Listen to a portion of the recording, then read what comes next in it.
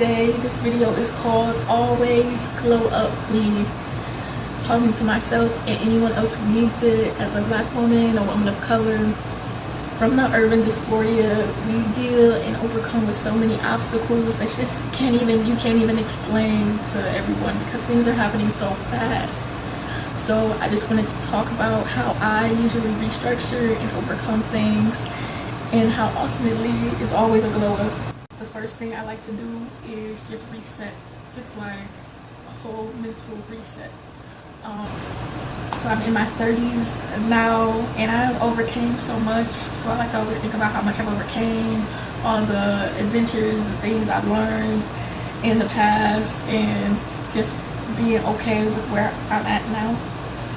And remind myself, life is not like a linear line. Everybody has their own obstacles. Just know that your journey is yours and unique to you. And then that there's beauty in the rebuild. There is beauty in the rebuild because you're gonna come out flourished better. So the steps to resetting, I guess, would be 1, to just organize, get all your life pieces together as much as you can. But in the same sense, take care of your mental wellness and make sure you're continuing your self-care routine or continue your self-care routine.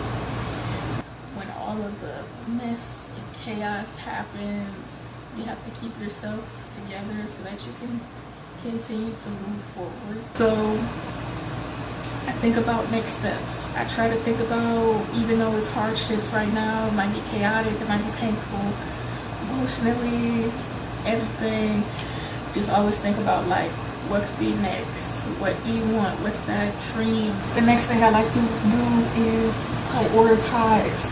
I like to budget for my essentials, get that essential budget out the way. That's really what the hold up is always those important obligations. So make sure you put those down and get those together.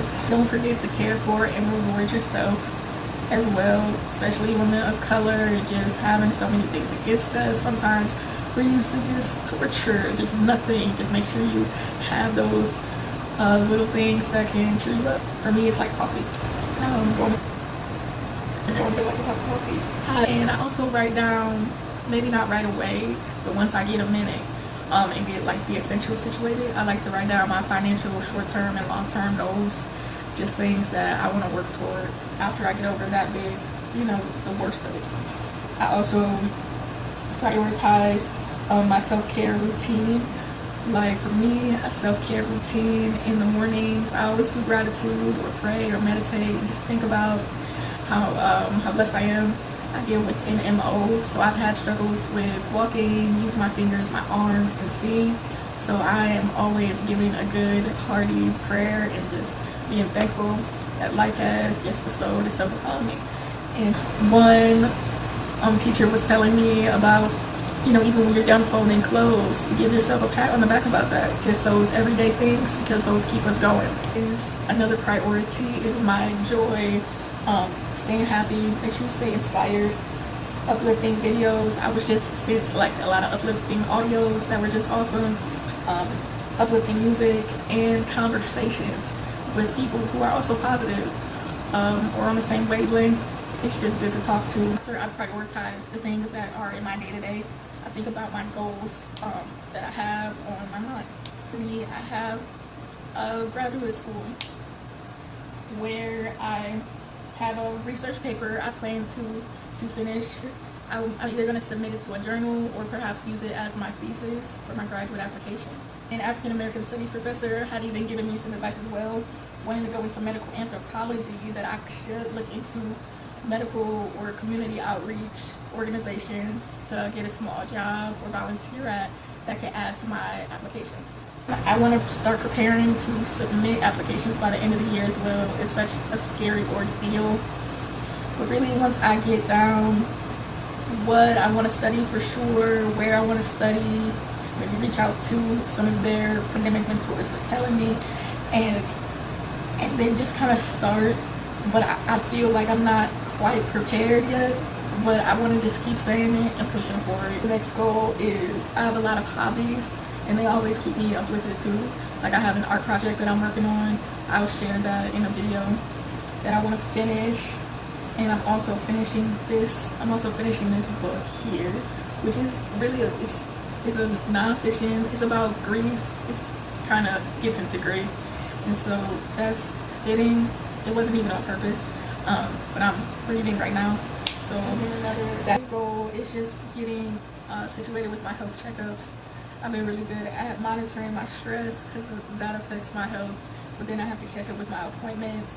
I do have a lot of healthy habits, and I try to balance westernized medicine like biomedicine and holistic care, because I have to small business startup. I would like to have that rolling out by September.